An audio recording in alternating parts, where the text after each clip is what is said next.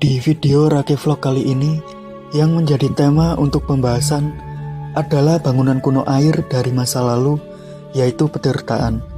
Petirtaan adalah suatu bangunan suci yang memiliki kolam serta terdapat sebuah sistem pengairan di dalamnya. Fungsi Petirtaan di zaman dahulu sebagai tempat bersuci sebelum menjalankan ritual ibadah dan dipergunakan sebagai tempat pemandian oleh para putri raja. Bangunan Petirtaan mempunyai ciri utama sebagai tempat penyedia dan penyimpan air, serta adanya struktur tambahan lain oleh masyarakat di masa itu.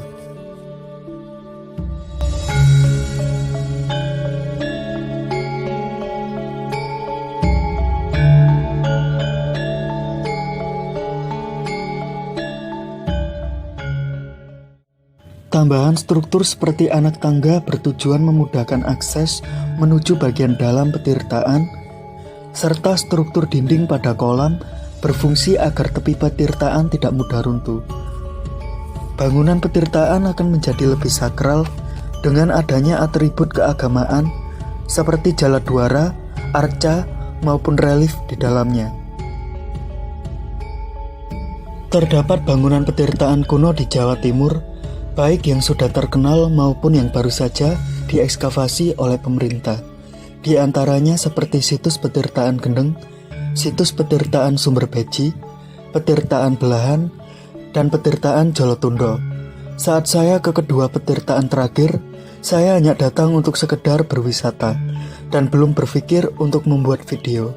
Pada kesempatan selanjutnya, saya akan membuat tema tentang kedua Petirtaan tersebut.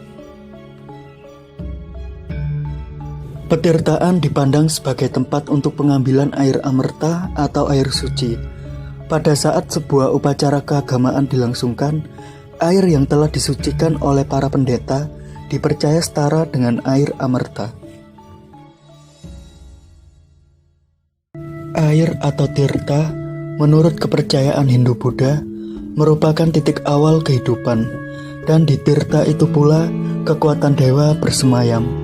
Dalam agama Hindu-Buddha, tirta adalah salah satu unsur alam yang disebut sebagai konsep Panca Mahabhuta atau 5 unsur alam, yaitu udara, api, air, tanah atau bumi, dan akaca yakni ruang angkasa. Air begitu penting dalam kepercayaan Hindu dan Buddha, bahkan salah satu syarat mendirikan candi adalah harus terdapat unsur air. Candi harus didirikan di dekat sumber air, baik itu mata air, sungai, danau, atau laut. Penanda bahwa air dari sebuah Petirtaan keramat dengan adanya jaladwara, pancuran atau saluran air yang mengalirkan air dari dinding Petirtaan ke kolam penampungan. Jaladwara umumnya berbentuk makara. Makara berasal dari hewan mitos Gajamina yang berbentuk hewan separuh gajah di kepalanya dan ikan pada bagian ekornya. Air di Petirtaan berasal dari sumber-sumber mata air di sekitarnya, atau juga dapat berasal langsung dari gunung. Dari sebuah gunung, air dialirkan melalui jaringan bawah tanah menuju Petirtaan. Selain mengisi kolam pada Petirtaan, air juga terus mengalir melalui jaringan bawah tanah ke sawah penduduk dan terus menuju ke pemukiman penduduk untuk kebutuhan warga sekitar. Karenanya, situs Petirtaan juga memiliki fungsi ganda. Bangunan Petirtaan tidak hanya bermakna religis untuk sebuah ritual, tetapi juga bermanfaat untuk kebutuhan masyarakat. Sebab, air dari kolam juga menghidupi warga sekitar. Terdapat 2 jenis Petirtaan keagamaan, yakni pertama, Petirtaan yang merupakan bangunan suci, adalah Petirtaan besar dan memegang peranan penting dalam kehidupan masyarakat. Ciri utama dari Petirtaan ini adalah adanya arca dewa-dewi di lingkungan Petirtaan.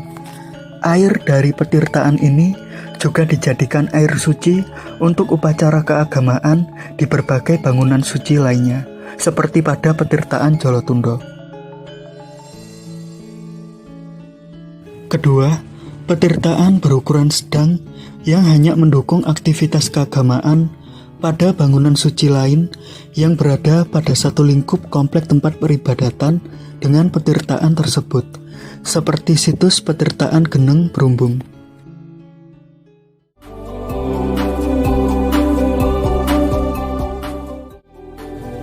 Menurut sejarawan Agus Aris Munandar, bila suatu petirtaan dibangun dekat dengan candi, goa, pertapaan, dan punden berundak, atau tempat keagamaan lainnya, dapat disebut bahwa petirtaan tersebut sebagai petirtaan keagamaan. Adapun jika di sekitar petirtaan tidak ditemukan adanya bangunan pemujaan, maka dapat dikatakan bahwa petirtaan tersebut dianggap sebagai petirtaan yang airnya hanya diambil untuk keperluan sehari-hari. Air harus dipelihara karena menjadi bagian penting dari kehidupan semua makhluk hidup di muka bumi.